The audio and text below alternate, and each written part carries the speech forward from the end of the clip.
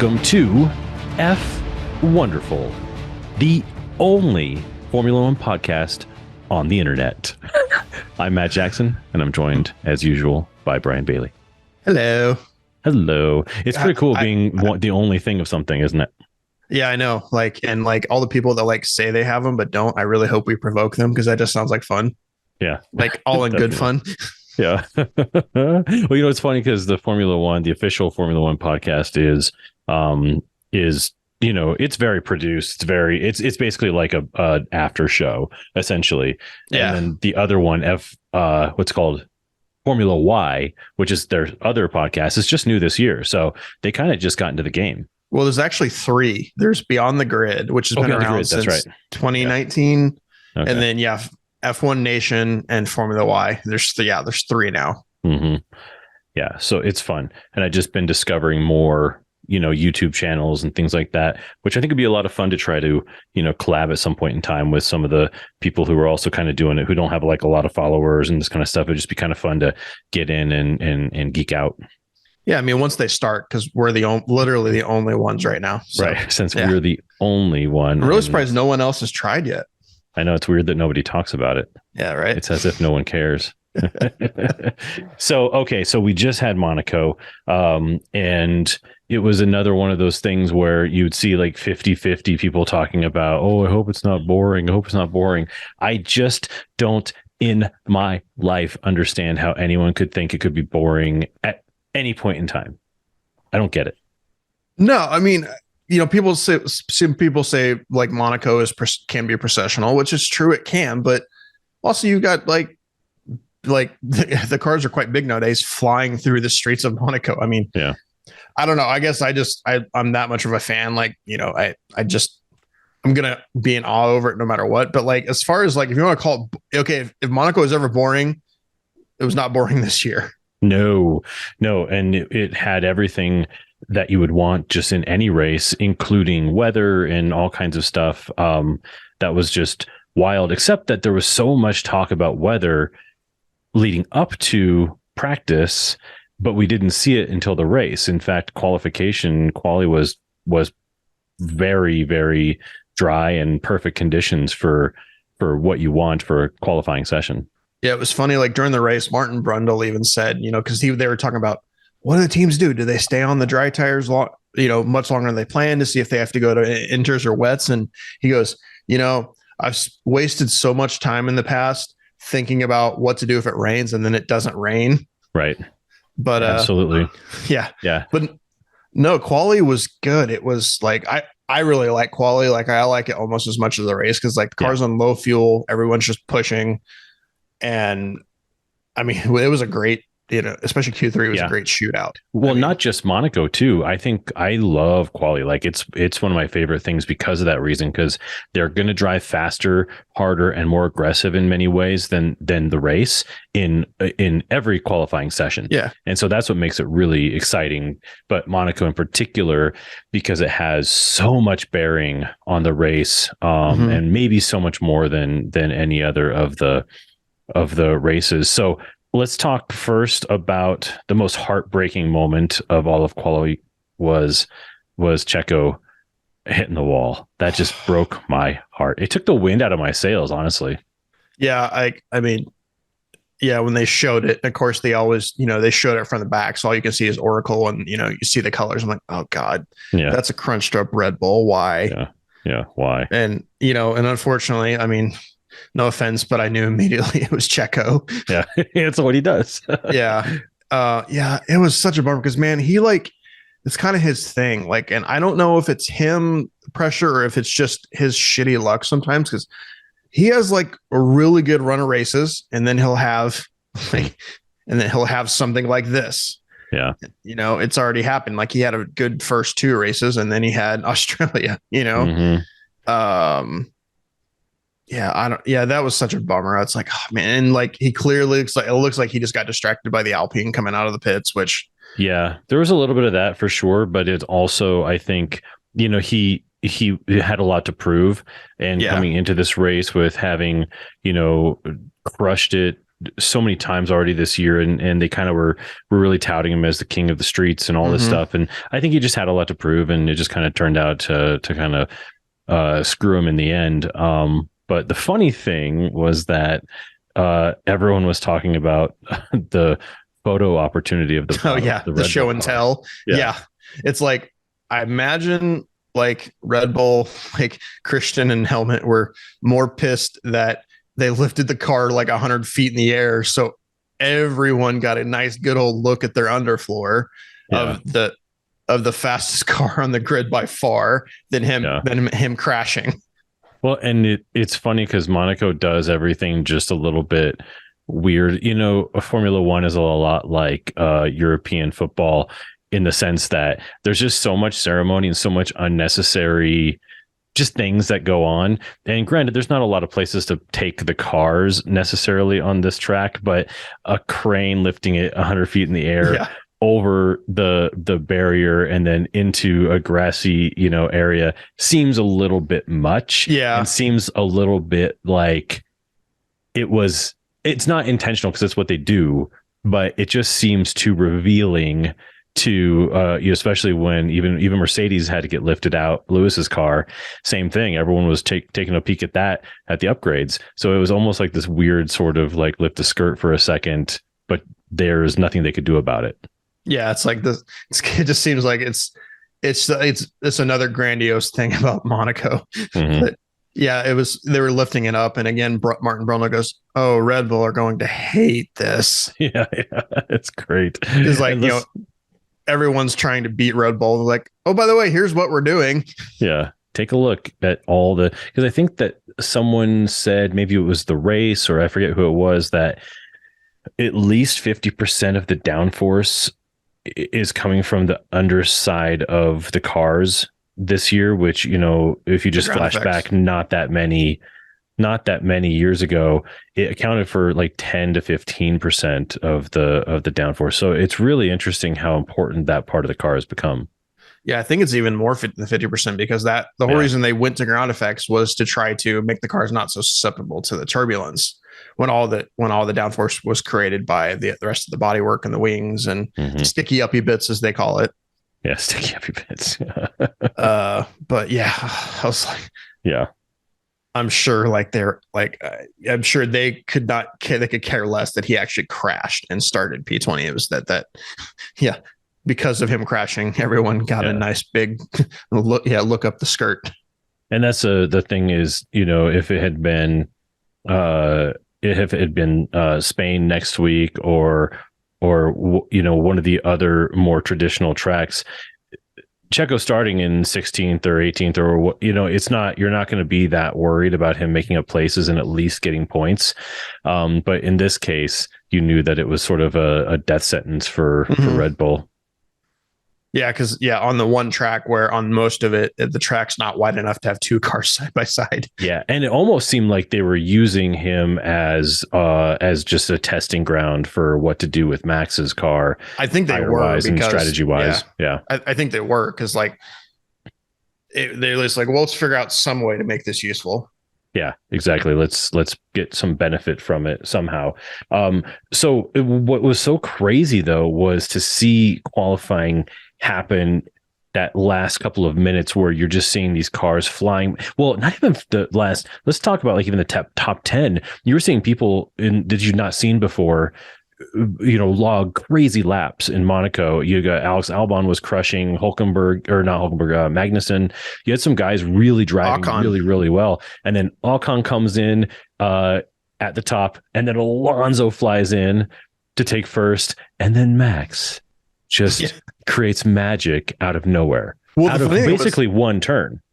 Yeah. Yeah. Cause he was yellow in the first two sectors, and then he made up 3/10 in the smallest sector of the track, which is a turn essentially. Did you watch the side-by-side graphics of seeing that it was just that one thing? See, the thing is that basically Max turned that car into a slingshot. He was creating such tremendous force around the corners to pick up so much speed as he came around. It was really, I think everybody, even the people who have been, maybe negative on him or whatever, were just looking at this going, shit, this guy knows what he's doing. Yeah. Yeah. Well, you saw like Alonso go and like lean down to Max's car when he's still in, and you're like, yeah, it almost seemed like Alonso seemed like, what I did was pretty great, but like respect. Yeah. Well, yeah. And the thing is, it didn't have to do in that moment. It didn't have to do with whose car was better. It had to do with who knew exactly what to do. And the truth is Max could have put it into the wall a number of times in that last lap. Well, sure. He did hit the wall like coming out of the last turn. But I'm thinking like that had to have took at least a tenth. So it's like, if he hadn't hit the wall, I bet he would have went even faster. I bet the time would have been. The sidewalls of his tires were wrecked. Yeah. And the tires themselves were wrecked as well. I mean, he drove that thing literally until the wheels were falling off pretty much for that last lap. So it was impressive. Would have loved to have seen Checo in third. But seeing Esteban do as well as he did was a lot of fun. But then the race starts and next thing you know, Max and Alonso are like 15 to 20 seconds ahead of Esteban. And so Esteban's just clunking along, keeping the rest of the field behind him the whole time. And no disrespect to him. He ended in third. Congratulations. But really, at the end of the day, like, there was no chance for anyone else in that field, barring crazy circumstances, to get anywhere, because he just was kind of trucking along in third and just kept himself there the entire race. Yeah. And he just put his car in the right spots and no one could get around him. I mean, the thing is, we had crazy circumstances. Yeah. Right. We'll get to that. But yeah, I mean, credit to him. Like, he qualified well. He qualified on merit. I mean, there was no rain or anything no red flags, during quali. So yeah, I mean, it's, let's talk about Ocon, because like I feel like, and I've other people have been saying this as well. It's like, I think we need to start like taking him seriously, because he's just kind of flies under the radar most of the time. Yeah, just kind of does his job. But like, when he gets like opportunities like that, like obviously, and they may not have happened if there weren't two Red Bulls, but when he's presented with an opportunity, I mean, he usually takes it. Like, I mean, 2021 at Hungary. I can't remember. I'm trying to think what happened to Max and Lewis, but they weren't involved. So, and then Ocon had to hold off Vettel like the whole time. And, and granted, the 2021 Aston Martin is not the 2023 Aston Martin. Right. But it was still a 4-time world champion chasing you down. Exactly. And let me forget, in 2020 in Secure, when Checo won in the Racing Point, Ocon was on that podium. Yeah. And no one remembers that because Checo won it. But like, when he's like, he doesn't get it very often, but when there's crazy circumstances, or one of the top teams, are fighting one-handed with one car at the front, and he's presented with opportunity, I mean, he usually gets it done. So, I mean, credit to him. Yeah. Oh, absolutely. He's not a big personality. He looks kind of like a teenager still. Yeah. And he's kind of flown under the radar because he's been driving on teams that didn't really have a tremendous amount of cachet or success. But the truth is that there's a reason why he got, he was able to re-secure a seat after being out. And there's some serious skill there. And, I think he might have been the one who had said something about how he just believes that every driver in the field is capable of being a champion in the right car. And on us, to a certain extent, I definitely agree with him. I would say at least top 10 probably have the opportunity to do that. But then there's so much that goes into it in terms of teams developing drivers, finding the right drivers, and securing the person who's going to be their champion, like Max, like Alonso was, like Vettel, like Schumacher. Like you find the guy and it becomes kismet, and you just don't find kismet. I mean, Nolan Ryan was one of the greatest pitchers of all time, and he never found his team. Mhm. You know, he never won anything. And it's not because he was bad. It's just because the kismet just didn't exist for him to get there. And so that's really what you have to have as a driver in Formula One, I think. Yeah, because they say that's the top 20 best drivers in the world. Mm-hmm. I don't know if all 20 of them are the best. I'd say 12 to 15 of them probably are at any given time. But yeah, it's so much about you got to be a good driver, but yeah, it's got to be obviously got to be a good car. You got to gel with the team. You got to gel with the car. You got to make wise decisions. Your team has to make wise decisions for you. Case in point, Ferrari. I mean, there's so much that goes into it, but there's kind of, there's the elite, the Sennas, the Prost, I go and put Hamilton in there because, I don't, respect Hamilton's, Alonso's, Max, and then there's the next guys. There's, the Czech. I mean, I love Checo to death, but I don't think he's one of the elite. He's a very good driver. I don't agree with that. I think he is. I really think that he just didn't have the chance. And I think there was something that didn't go well with him, like early middle career. I don't know. But the thing is, though, the only reason I say that is because I think that there's a mindset for every champion that you have to really get there. And I think that the skill and the talent is there for him. He just hasn't broken through into what creates it in his mind.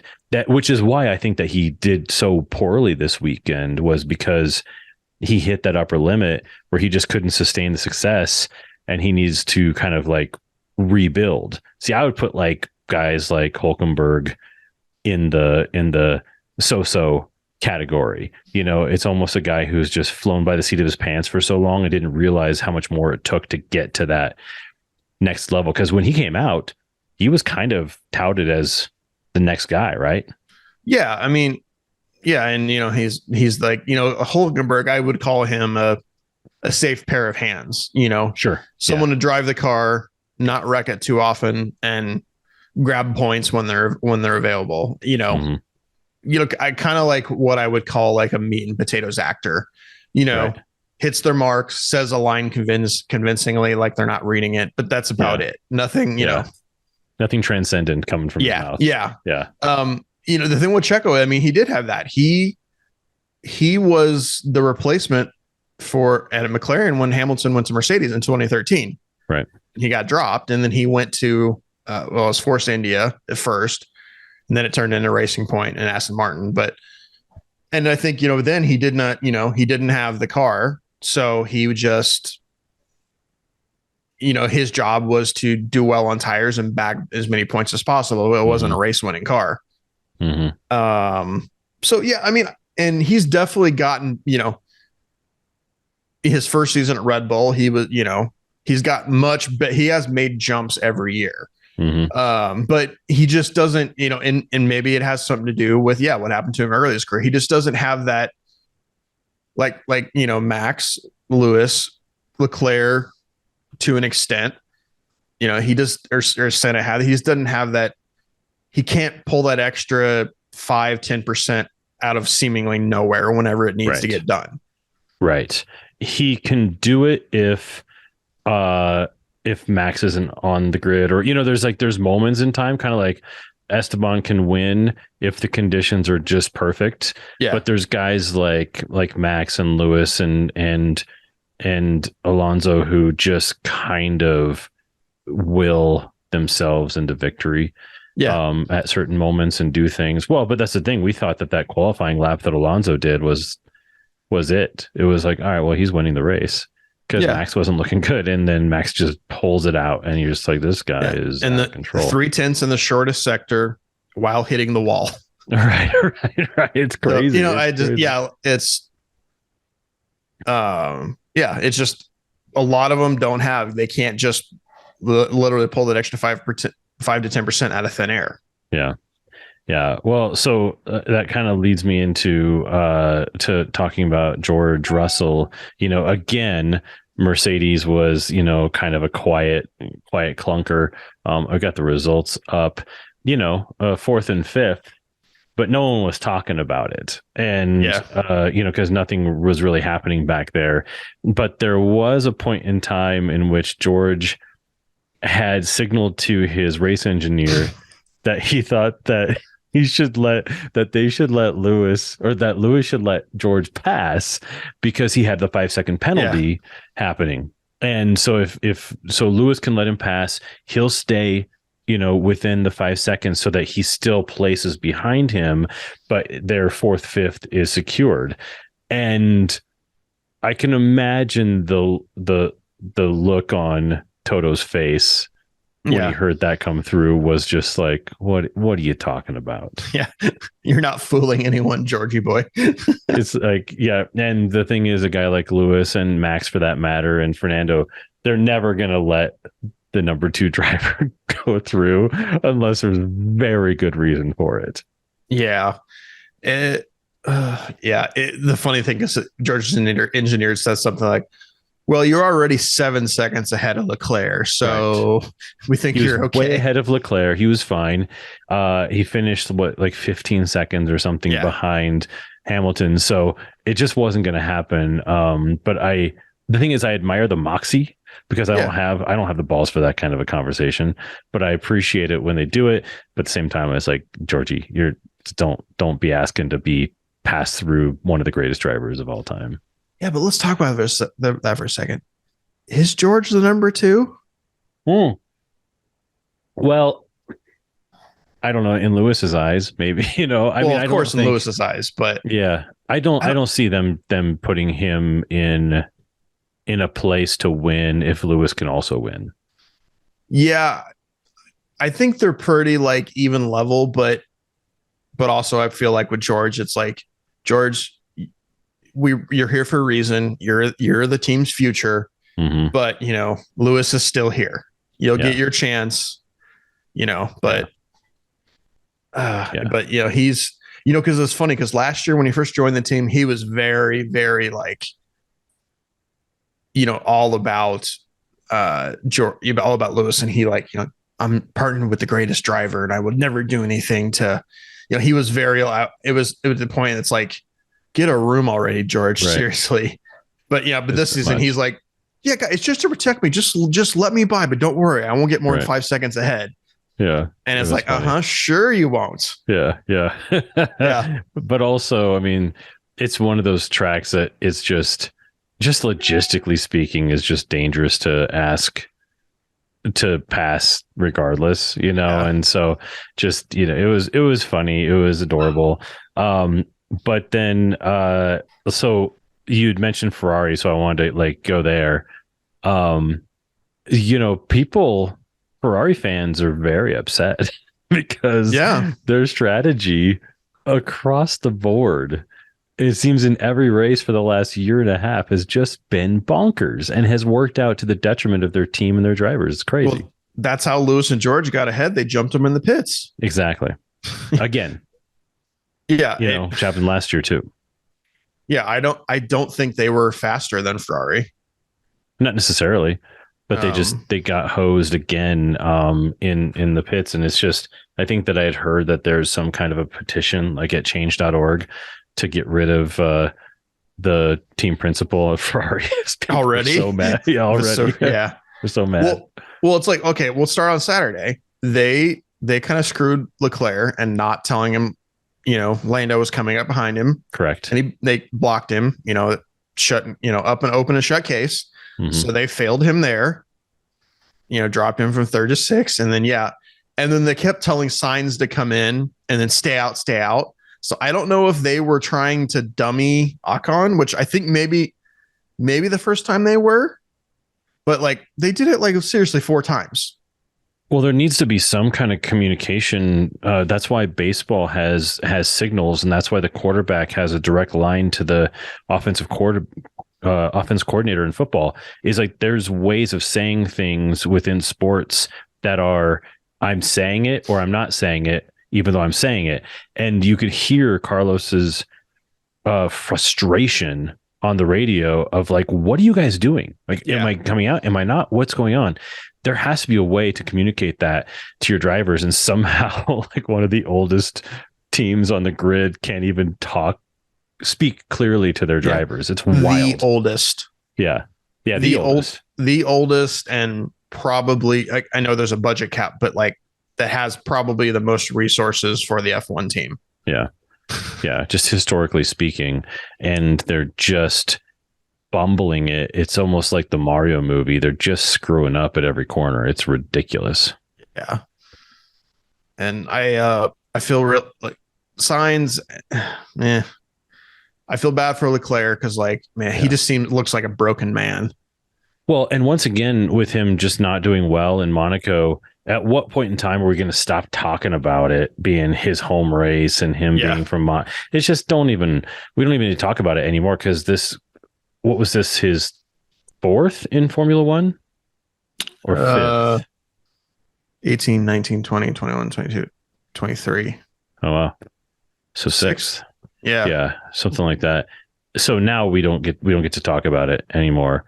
It's just, there's no use in discussing it as like his race or the race for him to lose, or the curse, because he's already lost.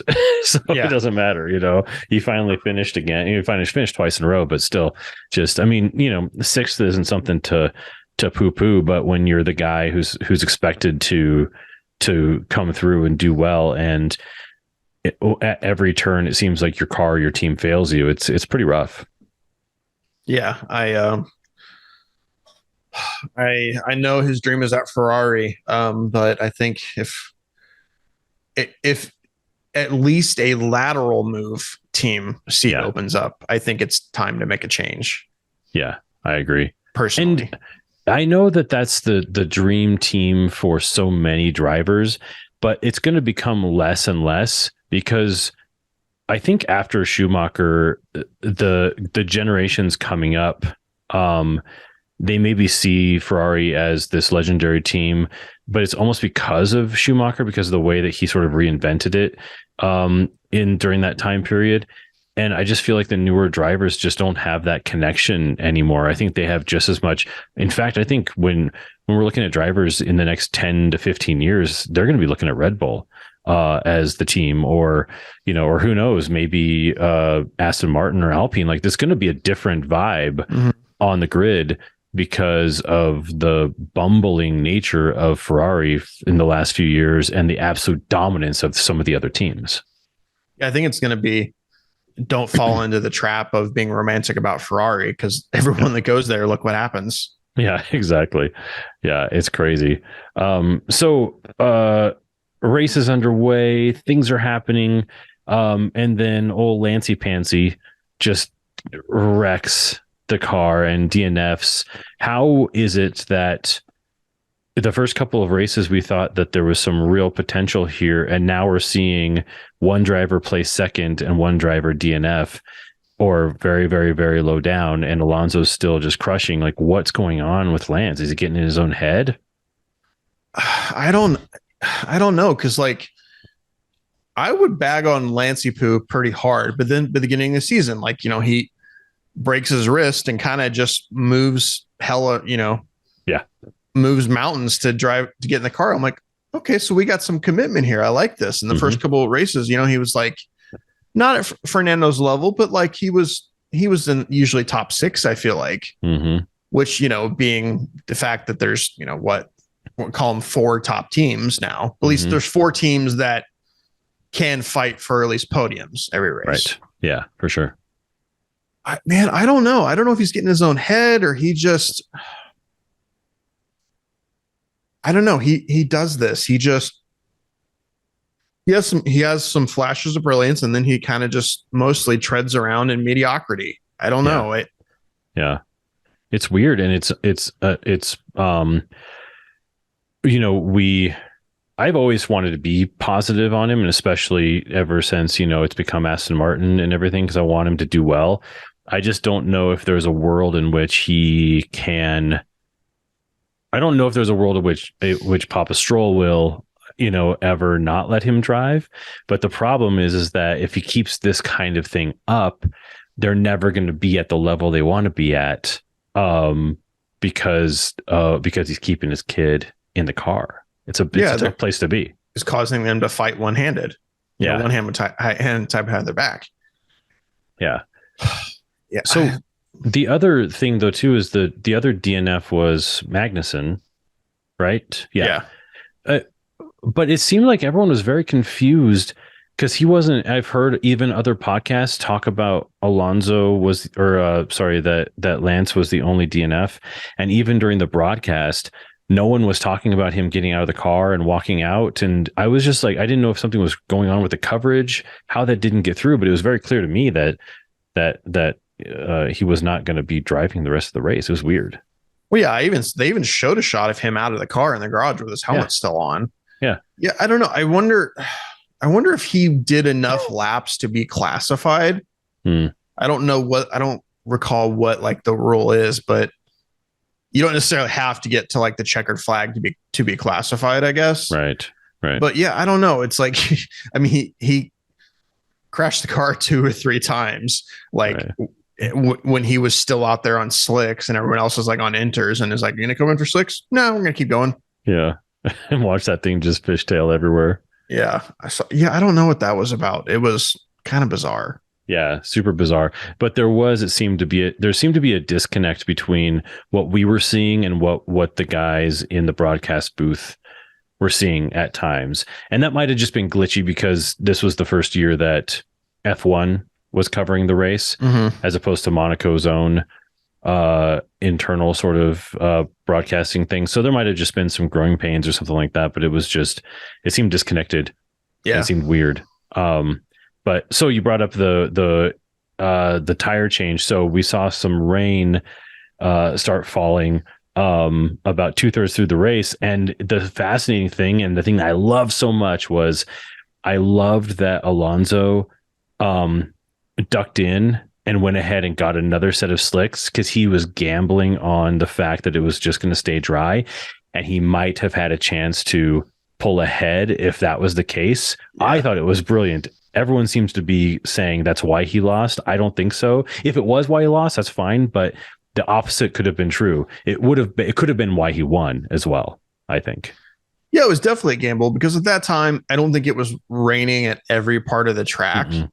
So I think they were going on, well, 2 or 3 corners might be tough, but could probably still, but the rest of the track is fine. I can gain all the time back, otherwise.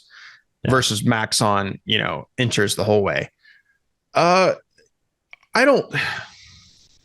can see it going both ways. I don't think it was a mistake and it cost him the race. I think no, because in the end he didn't really lose anything. He was in won anyway. Yeah.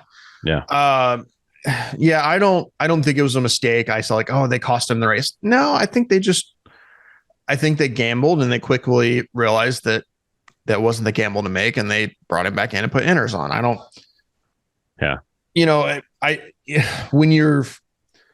When your opponent is in a superior machine, I think you have to try things, so. Mm-hmm. And he did. And there was a certain level of conversation between the pit wall and the drivers that was really interesting this race, where there was a lot of talk about, what do you think? Because a lot of times the pit wall is just going to tell them what to do. There is a lot of conversation, obviously, in what the driver wants, but this one seemed to be very much like, it's up to you, especially between Max and his guy. Just like, it was like, it's up to you, like whatever you think is best, because you're out there, you're seeing one corner wet, one corner dry. So it was really interesting to hear some of that conversation and the sheer pandemonium on the radio when it was raining and not raining and raining and not raining. Yeah. Everyone was confused. No one knew what to do. And everyone just kind of had to make a choice and just go for it. But there was just so much confusion and whining. Lewis whining on the radio about the rain. It's like, complain to God, you dick. Like what are you worried about? Like, it's raining. It's raining for everybody if it's raining. Yeah, we're in the same boat. Yeah, I don't know what to tell you, man. Yeah. You've raced in the rain plenty. That guy's a lot sometimes. So we're in this carnage, this confusion. Things start to dry up, and they had mentioned on the broadcast that between the inters and then the C3, I think was what they were using, that would have been the next hardest tire. That there is a full 5-second difference between the two tires, in normal conditions, which is wild to think that the tire, it just, one compound can make that sort of difference. So I guess Inter's not really one compound. I guess is more like 3, right? Because it would be a harder tire than the C5 or C6. Yeah, I think they're hard. But the funny thing about Inters is that if you wear them down, they turn into slicks and go faster. Oh, wow. Really? Yeah. Was it race in 2021 where that happened? And they all stayed on Inters long enough and just let them wear down to slicks and they start going faster. But yeah, I think that's why, like, if the track starts to dry out, they hope they can get to the point where they can get to slicks because they'll go a whole hell of a lot faster. Yeah. Yeah. The tire strategy is endlessly fascinating for me. I love how it works and how to start, because they started Alonso out on the hardest of the weekend to begin with the kind of the idea of taking him the longest that they could. It didn't work out because Max was just, he was 15 seconds ahead, by like lap 21 or something like that. It was bonkers. And then ultimately the thing is, like, so if you look at the list, Max had lapped everyone in the top 9. Yeah. That's how much faster he was. And let's just throw it out there that George Russell was 56 seconds behind Max. Tack on another 20 seconds and he would have lapped the guy who was in P5. That's insanity. Like, what? I don't even know how to quantify a driver who's that good, Just they keep calling him a generational driver. I don't know. I think, he's able to, he sets up his car in a way that is faster because they always say he's comfortable with a car that's on the nose, which means it steers really quick and easy, but that makes the ass end loose, and he's able to and that's a faster way to drive the car, but it's harder. So I don't know if it's confidence, his feeling in the car. I don't know. He's just, he's up there with the Sennas and all that. He's just stupid fast. Well, I think the ass end being loose is what he likes. It seems he does. Yeah. He enjoys that and it goes well. But I was just looking at the times going, he lapped everybody. Granted, I get it. They have to let him through. It's part of the gig, but Sainz was 8th and he was the only, he was the last driver to not get lapped. And that's a pretty crazy accomplishment to be 30 seconds ahead of the guy who placed second, Yeah. Yeah. It's nuts. I think he lapped Checo twice. He did. Yeah. Poor Checo. It was granted, Checo was caught behind. He couldn't use the car's performance because he was just in a train and couldn't get past, but yeah. But so last week we had, made some predictions and we had kind of talked about a dark horse, and, the dark horse I talked about was Lando, and it seemed like he really did kind of have a pretty good race, at P9. But the thing was, and, Piastri and P10, so you had McLaren 910, which is cool. But when they both got off, the talk that they had with reporters was just like, they were just beaten down the whole race. It was the worst race ever. And I don't know if that was just them trying to throw a curveball at the press or if they just really hated it that much. I don't know. Lando tries really, really hard to toe the party line. Yeah. And he's always he's doing the honest thing. I was like, yeah, we're not going to do great. We're not fast here. But this year he's doing that, but he seems really pissed off about it. Yeah, for sure. Pissed off, upset. He is doing a good job of sort of towing the line, but at the same time, you can tell that he's just not happy with what's going on. Yeah, because this is what, his 5th year now. Yeah. And he's probably just worried his career's slipping away and he's being held back, which he's right as far as I'm concerned. Yeah. Yeah. From where they're at 9 and 10 in Monaco, that's a double points finish. Yeah, that's only 3 points, but still from where they're at, in a race where it's damn near impossible to overtake, I think that's pretty good considering, they started, at least the first couple races, they were the slowest car. Yeah. But yeah, I don't know. And it's just a bummer. Like it's McLaren better do something to make him happy, and they better do it quick. Yeah, for sure.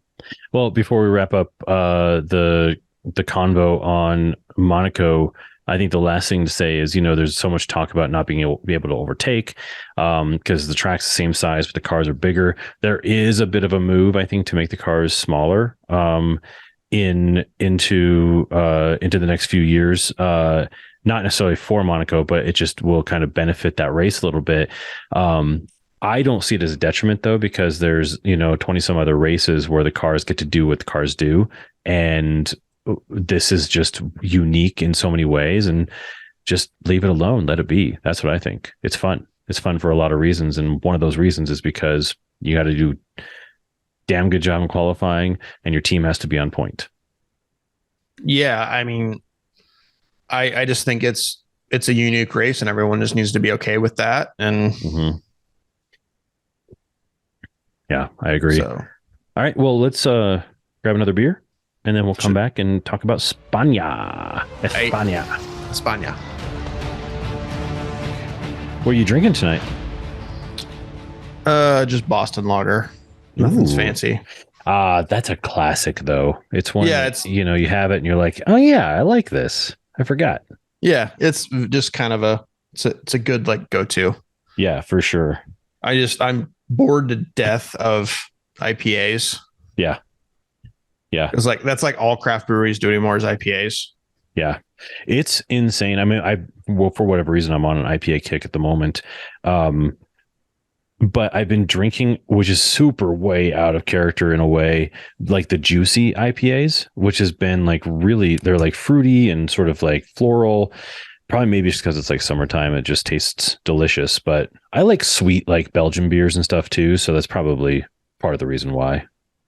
Yeah. Yeah, I don't know. I'm kind of, it's weird. I've kind of gotten over the fancy beer thing in a way. Yeah. Yeah. It can get old after a while for sure. Yeah.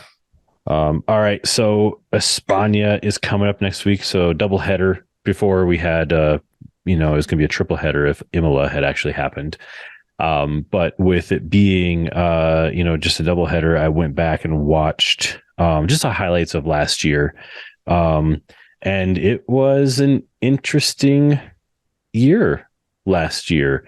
Saw a lot of drama, a lot of things happening, not most notable of which was Ferrari screwed the pooch, yet again. Yeah. With Leclerc's car sort of like, the power unit blown up or whatever the heck happened. It was, and I believe that Leclerc I think he qualified on pole too. Yeah, he was on pole. Made it even worse. But last year was a 1-2 finish for Red Bull, and Sainz still came in fourth, so it wasn't a total meltdown in Ferrari. But the thing is, you would think that things have changed, but for Ferrari, but just it doesn't feel like it really has at all. No, you'd think after they screwed the pooch a bunch of times last year, they would, they would, get it together. But it seems like, they haven't really yet. Not really. It's crazy. And George at third and Lewis at fifth last year. So yeah, things were looking up. So, but last year it seemed like there was still more of a competition between, Max, Checo, George, and Lewis. Like it felt like it was Red Bull, Ferrari, and Mercedes still at that point. Last year was really just kind of the competition. It didn't seem like a runaway train quite like it does this year. But this will be the first week that we get to see Mercedes's upgrades kind of in full force, though. I think that's going to be exciting. Yeah, I'm curious because I feel like there was points where Lewis was like, oh, this week, yeah, granted, Monaco is not a good barometer literally at all for upgrades, especially a significant one like what they did. But there were points where Lewis was like, oh, this car's really hard to drive. And then other points, it seems like he was happy, like there was promise. So I'm really curious to see how it goes. they've been playing it down. And it's like, oh, we're not suddenly going to be competing with Red Bull. This is just really, this is really essentially what we should have started with last year. Yeah. Now we're a year, almost basically a year and a half behind still, in development. So. Yeah, but I think it's going to be cool to see kind of what happens. And also, I didn't really dig deep into it at all. Maybe I hope you know more than I do, but it seems like there have also been some improvements to the track in Barcelona this year. Yeah, they got rid of if Evan Schnecker, they got rid of the final chicane before you go down the straight. Okay. They're calling it the old configuration is what they've been calling it. So I think it's just another corner right there. It's like a fast corner, if I'm not mistaken. I've tried to look it up. It seems kind of ambiguous, but yeah, there used to be like a pretty slow chicane before you go down the pit straight, and that's gone now. Okay. Because I think also Spain, I guess, has not really been particularly known for overtaking. So that's why they changed it, trying to get more overtakes. Mm-hmm. Yeah, which makes sense. And for a track like this, I think that's a good idea. So I think it's going to be the first chance, now in a while, I guess since Miami really, but to see what Red Bull can do versus what any of the improvements that, Aston Martin, Ferrari and Mercedes have put in their cars. Yeah, because I think everyone was bringing upgrades to Imola, and I think pretty much everyone just pushed it to Monaco. But again, Monaco is, you learn nothing really. Yeah, nothing for. I mean, the suspension's different. The height of the driver is different. There's just so much different about that. That they do in Monaco as opposed to elsewhere. But that said, I don't think anyone doesn't expect Red Bull to be pretty dominant this weekend. Yeah, I think it's pretty much, Red Bull's going to be up there. It's just who is going to be closest to them this weekend. Yeah, exactly. So last year we had Max and Checo 1-2. Well, let's start with our pole position. Thoughts? What do you think? I think Max is going to put it on pole. I'm going to go boring this week. We haven't visited, too many, like other than Bahrain, have we actually even been to another track that's like a permanent track? I don't. Right. Yeah, I'm not sure. It was Bahrain, and what was race 2? That was Saudi Arabia. So no, that's a street track. Yeah, street track. And then Miami. Yeah, half and half. Yeah, except in the parking lot of the stadium, essentially. Yeah. I mean, Leclerc did good at Baku, but he hasn't been really challenging for pole that much. I think it's going to be Max personally. Yeah, because it's a permanent track. If it was a street track, I'd put the hex on Checo and it's like, oh, Checo might be up there, but I think it's going to be Max pole. Mm-hmm. I kind of think it's going to be a Red Bull stronghold this weekend personally. Yeah, I think so too. I definitely Max on pole, and I think we're going to see 1, 2, 3. I will say Max, Checo, and Leclerc. I think if Charles keeps it together, I think the dude drives like a maniac when he gets a chance to really put the pedal down, and I think he'll do it. So I'm going to give him third place.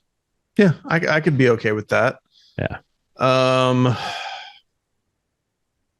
I kind of think it's going to be our standard podium. I think it's going to be Max, Checo, Alonso, because Alonso is just kind of like on such a run of form right now. And that car is quick, and they brought upgrades too. So we'll see what happens. Can we talk about Leclerc for a second? We're going to deviate a little bit, but sure. They say that like Leclerc, he wrecks too much and that he tries too hard to drive the car beyond its limits, and that he needs to like back it down. And normally I'd agree, but like he is one of those drivers that like can pull that little extra out of thin air. I don't think he's bloodthirsty enough, if that makes sense yet, like Max is, and the other greats, but he is able to kind of drag that Ferrari around and kind of, he does tend to be able to make that thing that car do things that maybe it's shouldn't be able to do. And because of that, he crashes a bunch. But like, I don't know, with Leclerc, I almost don't want to like anybody to squash that, Right. That ability to just like wring the car's neck and take it beyond what it's capable to do. Yeah. So yeah, he crashes a bunch, but man, he's trying. He's trying so hard. And he is like a batter. He's like a baseball player who has a natural swing versus the guy who got his swing built and manufactured over years and years. And every coach along that hitter's life has said, do not touch his swing. Yeah. It's perfect. Let him do what he does. He might strike out a lot, but he also hits a lot of home runs. And I think that's who Charles is. Yeah. It's like, leave him alone. Yeah. He crashes a bit, but he also can bring some magic. So it's like, we'll fix the car. It's fine. Yeah. Yeah, exactly. We can fix the car. Yeah. He's able to, we're not giving him the car to win and get pulled, but he somehow does it occasionally. So just leave him alone. Yeah. We'll bring spare parts. It's fine. Yeah. Yeah, absolutely. Okay. So, and then finally, who do we see as a dark horse in the top 10? Who's going to get into that top 10 that we wouldn't expect this time around? Ooh, it's going to get the top 10. Yeah. I got to go with Albon. Oh, nice. Okay. That's good. Yeah. I always want to vote for him. Yeah, I was watching another YouTuber today, and it's just like this guy is British, but Tomo F1 channel. He's really good. But he's just a top bloke. Top bloke, yeah. He's definitely. He's doing similar. He's doing Russell like things in that Williams. Yeah, and he's again able to do things with that car that it's really should not be capable of doing. So yeah. I feel like Albon is gonna get a top 10. I think he's due one. I love it. Yeah, I think that he deserves a seat in a mid team. I think like McLaren or Alpine or something like that. I mean, just would be cool to see him driving a car with a little bit more potential. Although at the same time, I mean, who knows where Williams could be in the next 3 to 5 years with their sort of new direction and everything. But I was going to give it to Bottas. I think that I would love to see him, creep up there and do something. And this is a race that if he qualifies well enough, I think he can make his way up there. It's a bummer because to be on the team that he was on and doing the things he was doing, to be on a team that's all but forgotten is a bummer, but I think he'll get in the top 10 this week. That's gotta be he seems to do okay with that. He doesn't. Yeah. I mean, at least publicly, he doesn't seem all that bothered that he was, on the team that won the constructors 8 years in a row. Yeah. And was guaranteed, I won't say guaranteed, but it was knew he was going to get at least a couple wins a season, Yeah. And to go to a team that kind of can't get out of their own way sometimes. Yeah. But he seems to do okay with it. Surprisingly, like I say, at least publicly. Yeah, I think he's happy. I don't think he was always happy at Mercedes. And so I think that he's happy just kind of doing his thing, driving and making a lot of money. That's all he has to do, Because he always said at Mercedes, it's he was always on 1 year contract. So he's so the knife was always at my throat. Yeah, exactly. And now he can just relax and drive. And there's really no expectation. He's almost just kind of helping the team get better along the way. And he can kind of just ride off into the sunset and, have a mullet and mustache. Yeah. Yeah. That's all he needs. He can basically turn Australian. Yeah, exactly.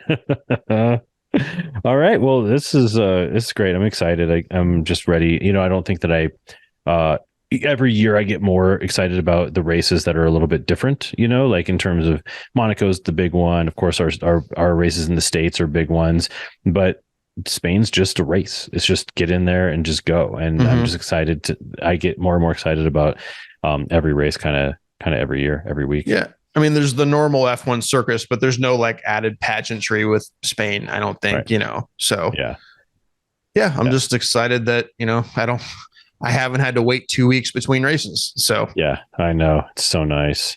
We didn't mention one last thing, and that was Martin Brundle's, the old Brundle monster, and his silly grid walk is one of my favorite things about Formula One in so many ways.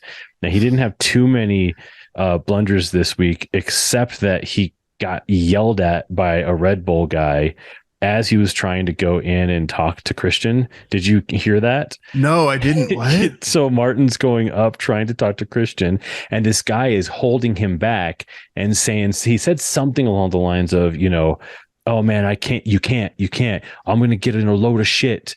And I think he even said fucking shit. And Martin goes, we're live. And then the guy just kind of moves out of the way, and Christian's right there because Christian wants to talk. He's happy. He's a good guy. And it's Martin Brundle. Like, I don't understand how these people don't know at this point in time who he is, and you just let him through. Just let him talk. Yeah.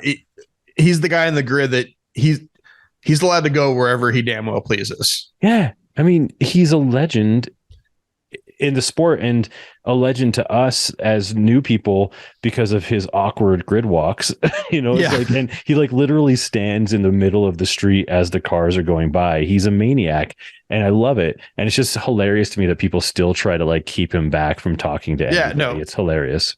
Well, that was the funny thing, which a similar thing, happened at Miami when they were, who was he trying? I can't remember who they were trying to get, but Martin Brundle would talk to Federer. Yeah, Roger Federer. Yeah. So Martin Brundle wanted to talk to him, and like he's like he couldn't get to him. So Jackie Stewart, I mean, you know who Jackie Stewart is.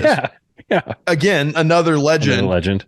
Yeah. And should have carte blanche to do whatever he damn well pleases. So Jackie Stewart's like, I have a blank check. I'll go get him. And then security like escorts Jackie Stewart out. I'm like, anybody know who this guy is? I know, it's so crazy. Like, you don't tell him no. Yeah, you just let him do whatever he wants. It's weird, but it's one of those silly European, like, what, just the rules and regulations around things are just ridiculous. But I mean, you've already got Serena Williams and all these crazy people just walking around on the grid. Let Jackie Williams go underneath a barrier, or Jackie Stewart go underneath the barrier every now and then. It's okay. It'll be fine. Yeah. But I'm sure like Christian to his team guy, it's like, appreciate you trying to protect, the team and whatever we got going on. But like, it's Martin Brundle. Yeah. Like, yeah. Let him through. Yeah. Yeah. He can talk to me. It's fine. Yeah. He can talk to me. It's fine. I got to go find that clip now. I gotta go find that. It's fine. I watched the race live, so I woke up at like 5:55 in the morning, 5 minutes before the race started. So I didn't. Yeah. It was fun to watch it a little bit later in the day, just because like it could kind of pick and choose what to watch. It's such a build up to the race that I was ready to just watch the race. So I think we watched like maybe like a half an hour leading up to it. And stuff without, any interviews and stuff like that. Cause I was just ready to go. Yeah. So, all right. Well, we're going to have a good time again this weekend. Looking forward to España. Yes. And, we'll see you guys. See you guys next week for a recap of Spain. Look forward to it. Bye-bye.